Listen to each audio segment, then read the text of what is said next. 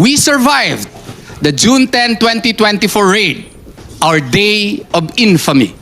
To Trillanes and Nicolas Torre, I extend this challenge in behalf of KOJC. Ma'am Neng, tanungin kita, papayag ka ba, pipirma ka ba ng dokumento na ibigay mo kay Senator Trillanes at saka kay Nicolas Torre kung mapatunayan nila na kay Presidente Rodrigo Duterte yung mga eroplano at helicopter? Papayag ka, deal or no deal? Breaking news! Antonio Trillanes at Nicolas Torre III walang takot na hinamon ng KOJC.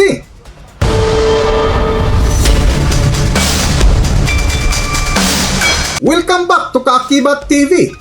Higit 2 taon na nga ang lumipas matapos lusubin ng higit kumulang 2,000 na mga pulis ang compound ng KOJC o Kingdom of Jesus Christ sa Davao City noong August 24, 2024 upang isilbi ang arrest warrant ni Pastor Apollo Kibuloy sa pangunguna ni dating General Nicolas Torre III na nagdulot ng malaking pinsala na nauwi sa Karasan na balitang may nasawi pa dahil sa atake sa puso dahil sa pangamba at takot. Muling pinasok ng pulisya ang compound ng Kingdom of Jesus Christ para arestuhin si Pastor Apollo Kibuloy at 4 pang co-accused niya sa ilang kaso. Umalma sa operasyon ng mga miyembro ng KOJC ang isa sa kanilang mga miyembro nasawi dahil daw sa atake sa puso sa gitna ng operasyon. Mula sa Davao City, nakatutok live si Argel Relator ng GMA Regional TV. Argel.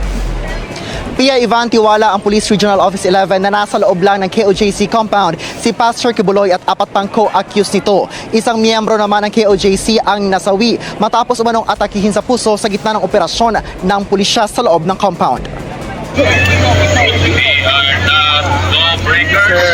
Mag-aalas 5 ng madaling araw, napasok ng pulisya ang Kingdom of Jesus Christ compound sa Davao City matapos ang negosasyon ng mga opisyal ng KOJC at mga pulis.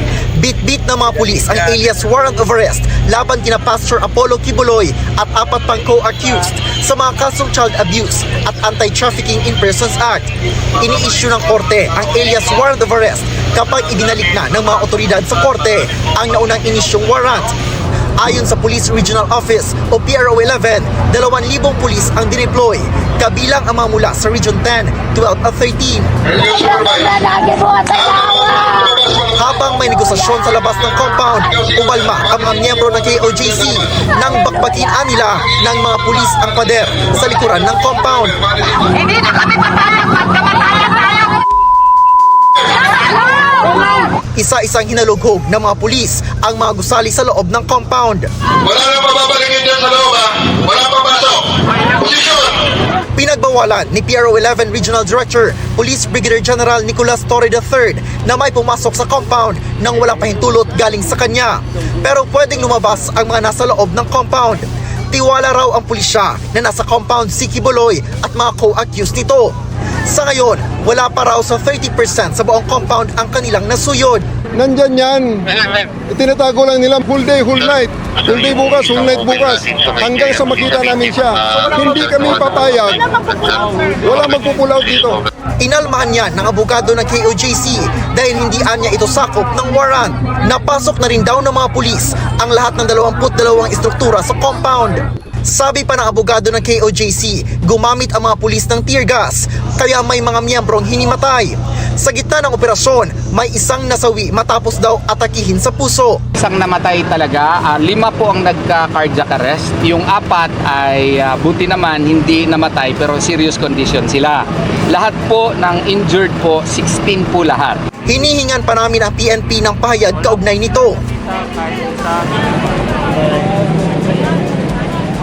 Ivan, nasa 13 oras nang naghahalughog sa loob ng KOJC compound si Pastor Kibuloy, ngunit hindi pa rin nila makita o ang naghahalughog ang PRO 11 ngunit hindi pa rin nila makita si Pastor Kibuloy. Samantala, dumating din dito ngayong hapon si Senator Bato de Rosa upang kausapin ang mga opisyal ng PRO 11 at KOJC. Ang PRO 11 nagpaabot naman ng kanilang pagkikiramay sa pagkamatay ng isang miyembro ng KOJC pero giit ng pulisya walang kinalaman ang pagkamatay nito sa kanilang pagsisilbi ng ng warrant of arrest. Itinanggi naman ni Police Brigadier General Torre na gumamit sila ng tear gas. Lumipas nga ang ilang taon na hindi pa rin tinatantanan ng mga taong mapanling lang sa lipunan na kung saan patuloy pa rin na binira si Pastor Apollo Kibuloy na kahit nasa kulungan na at idinamay pa ang dating Pangulong Rodrigo Duterte na di umano isa sa mga may-ari sa mga mamahaling ari-arian ng KOJC na isa nga sa mga nag-akusa ay sina Antonio Trillanes at Nicolas Torre III na pinalagan ng nangungunang legal counsel ni Pastor Apollo Kibuloy na si Attorney Israelito Torion. Good evening, everyone.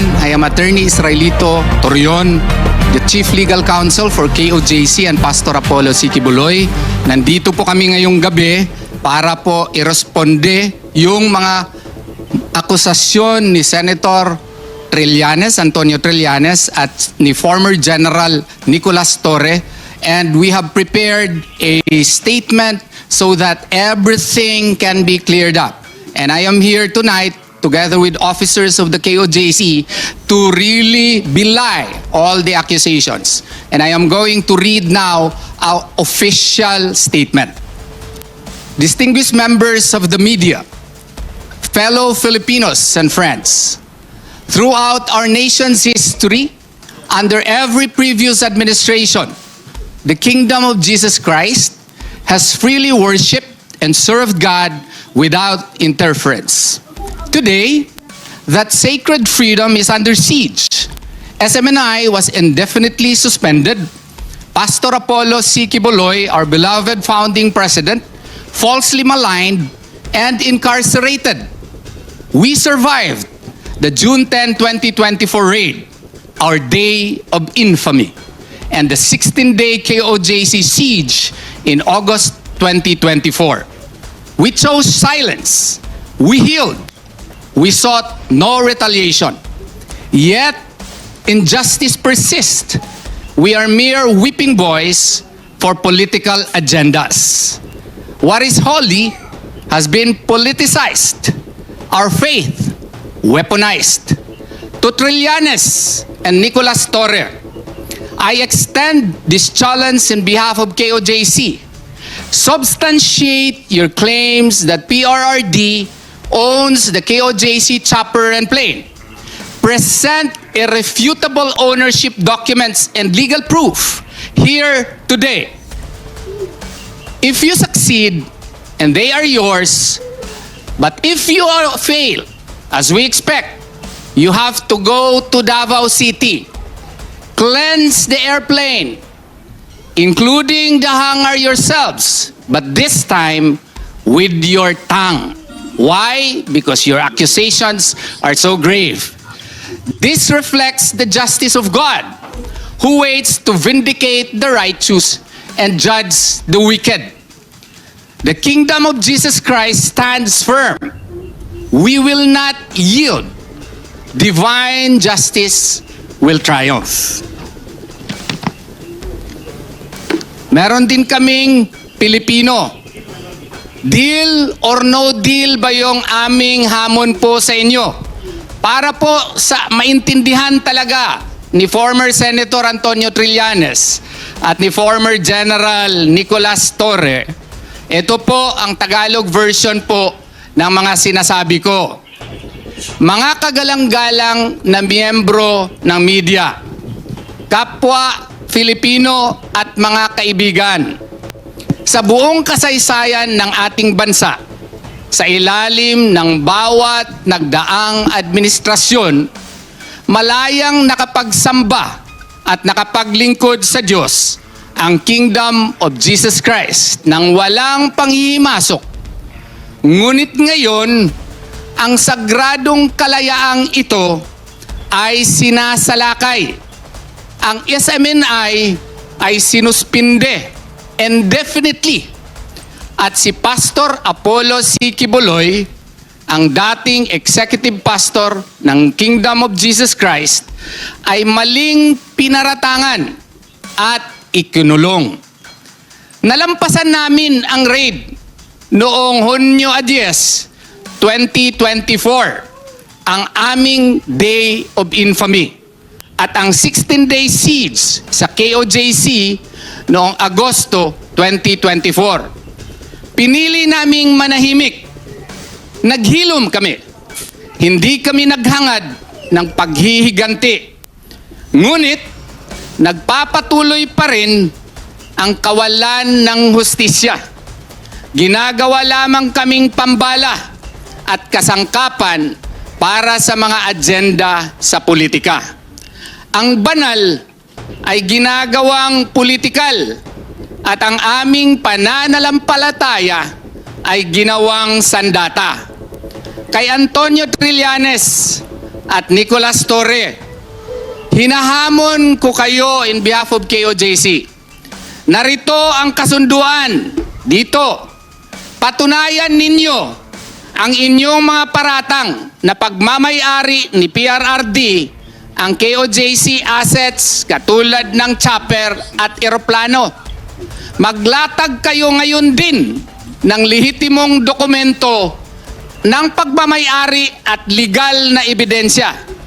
Kapag napatunayan ninyo sa inyo na ang mga ito, ngunit kung mabibigo kayo gaya ng aming inaasahan, magtungo kayo sa Davao City.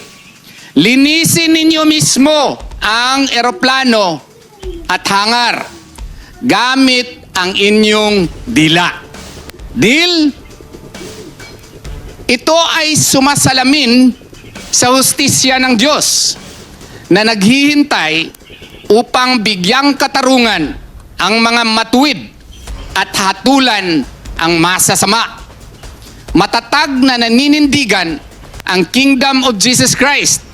Hindi kami uurong. Magtatagumpay ang banal na hustisya. General Torre, Senator Trillanes, deal or no deal?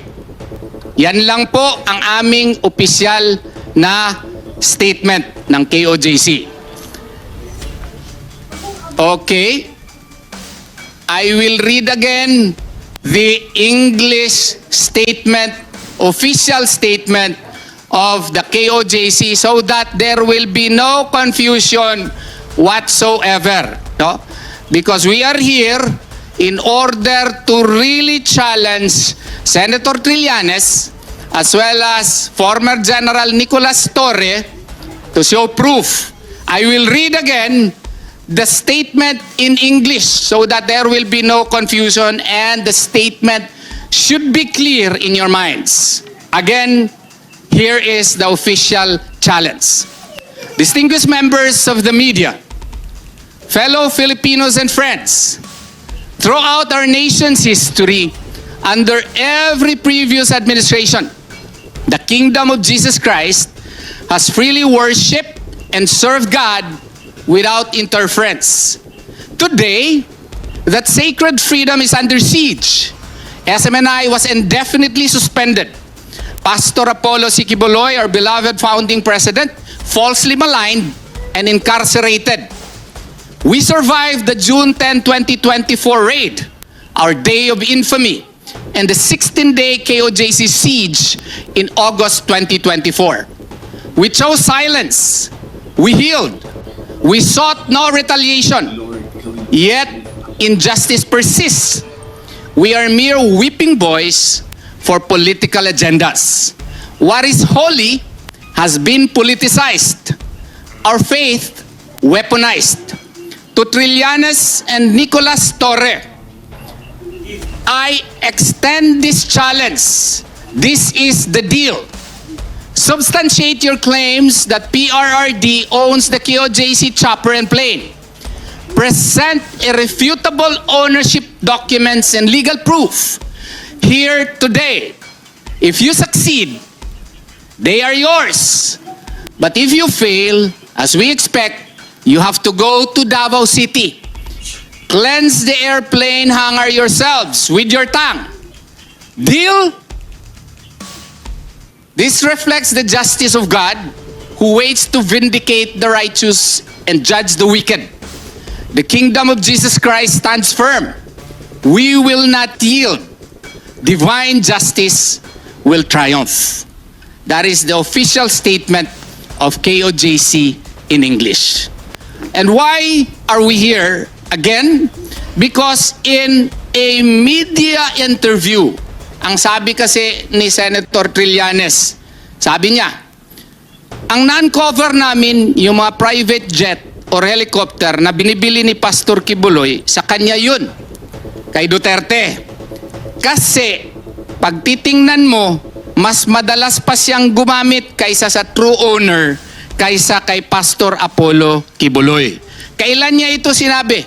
April 27, 2026, sa interview niya kay Karen Davila sa Head Start. Now, bakit kami kailangang rumispondi dito? Kailangan naming rumispondi dito kasi napakabigat po ng kanyang akusasyon. He is practically accusing my client, yung aming minamahal na pastor, no, na siya po ay guilty ng violation ng AMLA law. And in conspiracy pa siya ni former President Rodrigo Roa Duterte. Alam mo, yung violation na yan under the AMLA law, may imprisonment yan, 4 to 7 years yan. Tsaka, meron pa niyang forfeiture of the assets. Not only that, the public officer who will be pronounced guilty will suffer either temporary or full disqualification to hold public office. Imagine that. That is a very grave accusation. So we are here because he is imputing a crime against KOJC as well as Pastor Apollo Kibuloy. Pero kung susuriin natin yung kanyang akusasyon, kung ikaw ay estudyante ng luhika, ang tinatawag noon, non-sequitur. Kasi po, ang kanyang akusasyon daw, na-uncover daw niya, he would give you the impression that he underwent a very clear investigation into the matter ni hindi naman siya ngayon miyembro ng PNP. Pero sabi niya, na-uncover namin. Yung mga private jet or helicopter na binibili ni Kibuloy sa kanya yun kay Duterte, anong proof niya? Ang proof niya, ito, pag titingnan mo, mas madalas pa siyang gumamit kesa sa true owner. Prueba ba yun? That is not evidence under the law. Why? Kasi nga po, hindi nga yan picture, hindi yan video, hindi yan testimony na si Presidente Duterte talaga ang bumili. Yun ang ebidensya doon. Kung meron ba siyang resibo na si Presidente Duterte or yung KOJC ang bumili doon, yun ang ebidensya. Ang ebidensya na non-sequitur, it does not follow. Why? Because Pastor Apollo Kibuloy, if you know him, is a very generous man. Patagal na po siya kasi po ang KOJC, napakaraming miyembro ito in 200 countries and in 2,000 cities. Marami pong nagbibigay ng tithes kay Pastor Apollo Kibuloy. And through the years, and of course, may nagkakaroon siya na ngayon ng mga properties yung KOJC mismo. Bago pa nga naging mayor si Presidente Rodrigo Duterte or during the time that he was mayor in the early years, may helicopter na po si ang KOJC.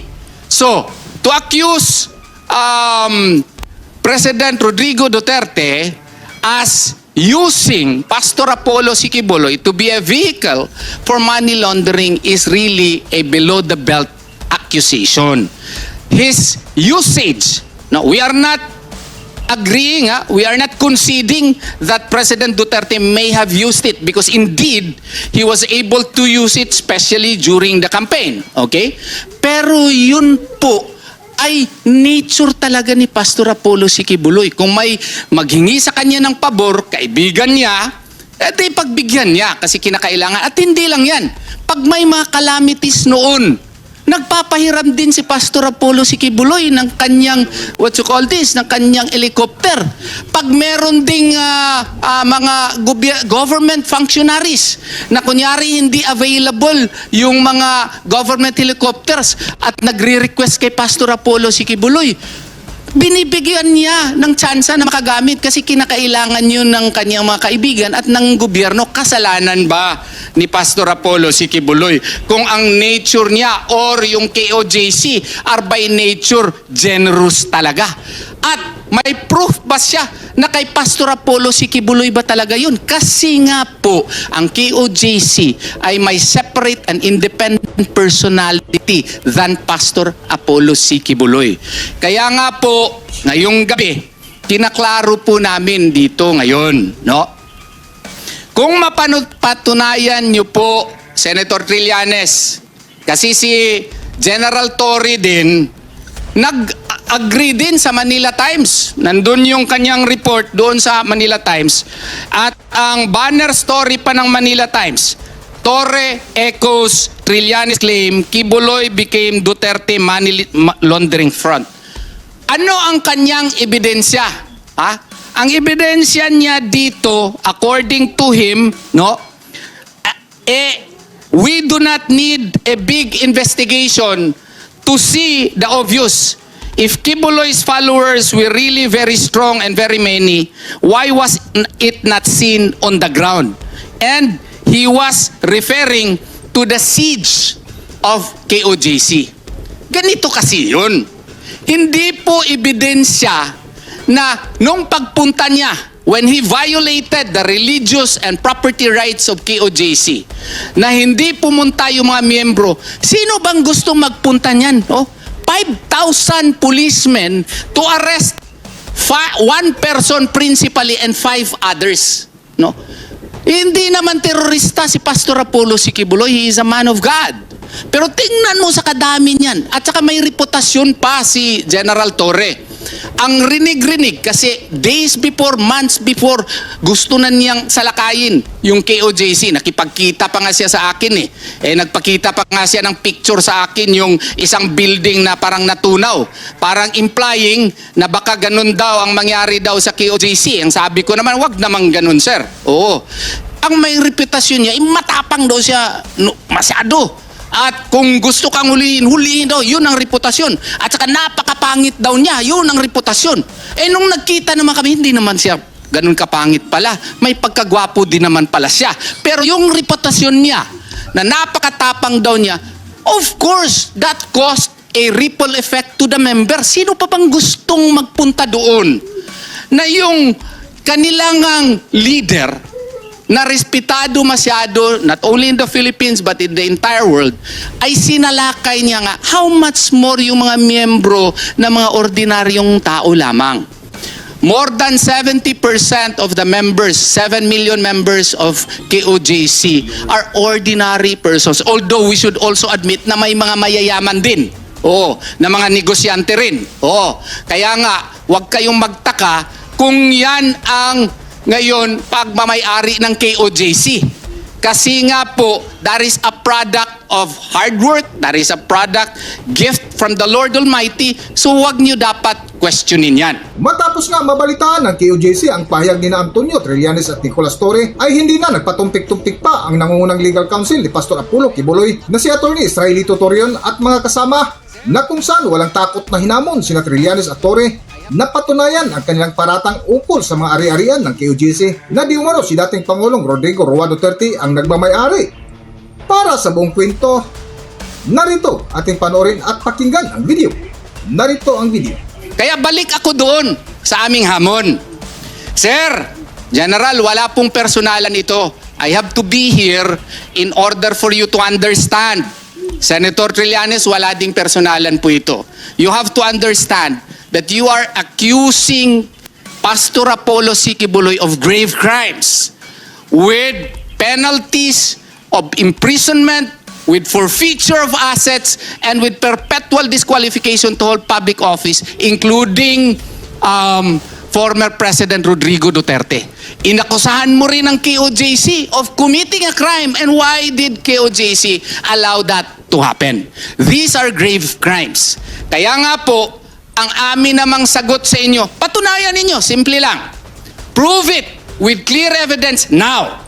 Present your evidence, clear evidence, linking President Rodrigo Duterte to the acquisition of the helicopter and airplane. Kasi if you can prove it, nandito po ang mga officer po ng KOJC. Okay. Nandito po ang aming, dito po sa aking left side, si Ma'am Neng Lisada. Officer po siya ng KOJC. Ma'am Neng, tanungin kita. Papayag ka ba, pipirma ka ba ng dokumento na ibigay mo kay Senator Trillanes at saka kay Nicolas Torre kung mapatunayan nila na kay Presidente Rodrigo Duterte yung mga eroplano at helicopter? Papayag ka? Deal or no deal? Go ahead. Deal, walang atrasan. Ayun. Dito naman sa aking right side, klaruhin natin ito.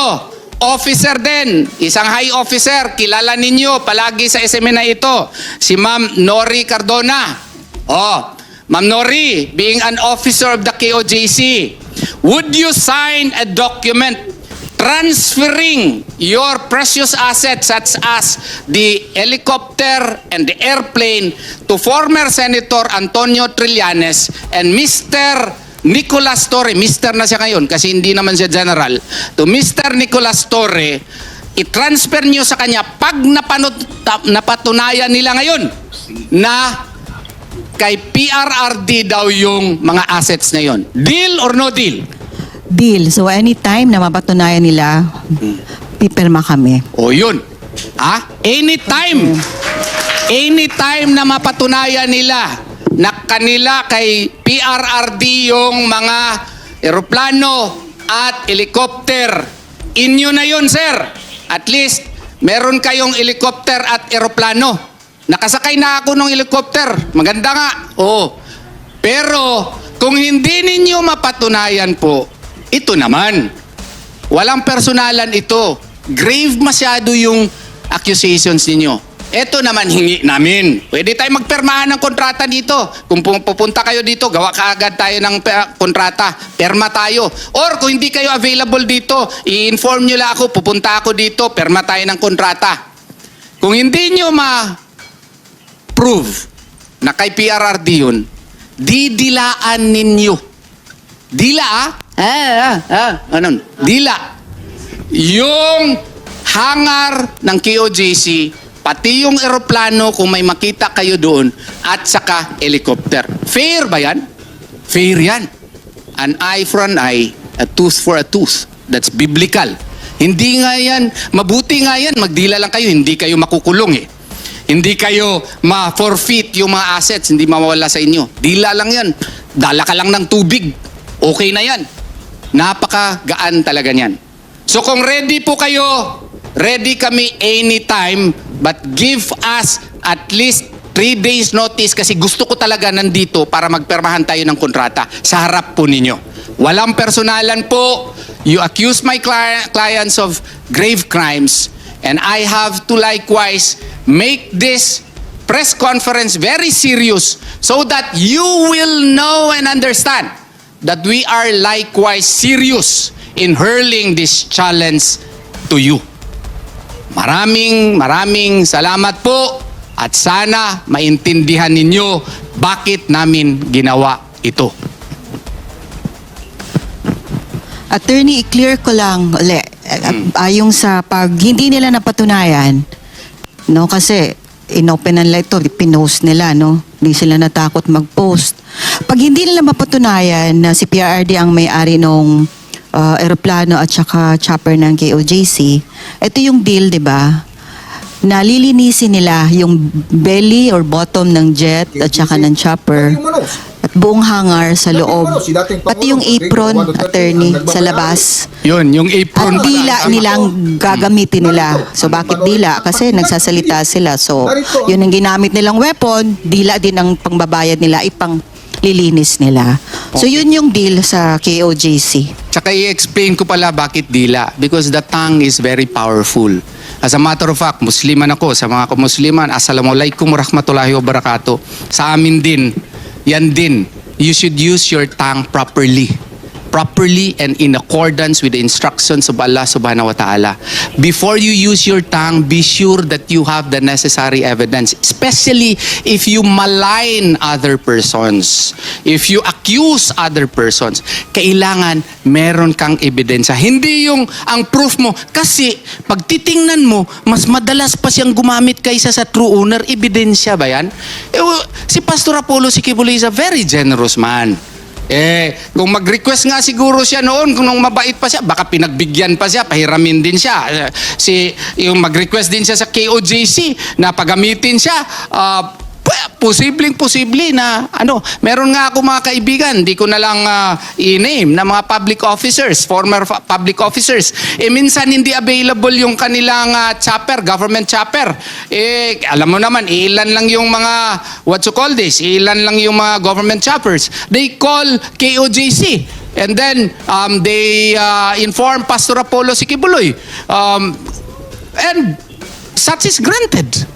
Kasi if that is granted, proof na ba yan na siya ang may-ari? Ako, kunyari lang, para maintindihan ng mga tao, meron akong property, farm, doon sa Davao del Sur. Farm is equivalent to a property also. Ang nandun palagi, yung aking kapatas, yung aking uncle, siya ang nandoon palagi, siya ang gumagamit na aking farm. Pag mag-harvest siya, kung maawa siya sa akin, bigyan niya ako ng share. Kung hindi, kanya na yun. Ang ibig ba sabihin, siya na ang may-ari doon? Hindi naman. Ako pa rin ang may-ari noon. Kasi, nga po, siguro generous lang din ako, pinapabayaan ko lang siya kasi wala rin siyang ibang hanap buhay. So, yun po ang example doon. So, yung kanyang ebidensya, pag titingnan mo, mas madalas pa siyang gumamit kaysa sa true owner. Hindi po ebidensya yon, Senator Trillanes. Sana po, ma-prove mo yan. Kasi kung ma-prove mo yan, iyon na yung aeroplano. Iyon na yung helicopter. At saka si General Torre din, former General Torre, walang personalan ito, sir. Kung ma-prove mo rin, sir, na kanila yon, kay PRRD yon at hindi sa KOJC. Sa inyo na yan, sir. Pero kayo na lang dalawa sabot. Ano ba yan sa Tagalog? Mag-usap-usap kung kanino yung helicopter, kanino yung aeroplano. Huwag kayo mag-away. Kayo naman ang mag-agree niyan. Basta sa inyo na po yun. Okay? Deal or no deal? Hanggang dito na lang muna ang ating video at kung nagustuhan nyo, huwag kalimutan mag-subscribe at pindutin nyo na rin ang notification bell para ma-notify kayo sa ating susunod na video. Maraming salamat!